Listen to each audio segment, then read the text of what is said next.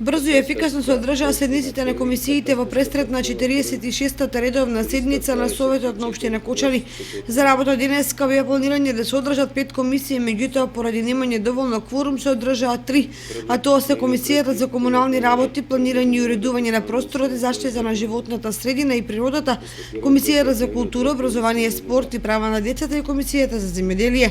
Комисијата за култура, образование и спорт и права на децата на дневен ред имаше само една точка и тоа барање дозвола за употреба на името на градот Кочани во името на Сдруженијето на медицински сестри и акушерки Кочани.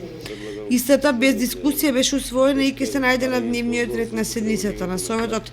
Комисијата за земјоделие работеше на 3 точки од дневниот ред, меѓу кои информацијата за извршување на пролетната сеидба на подрачјето на општина Кочани за 2016 година, информацијата за состојбата со боровиот четник и информацијата за заштита на почвата и територијата на општина Кочани.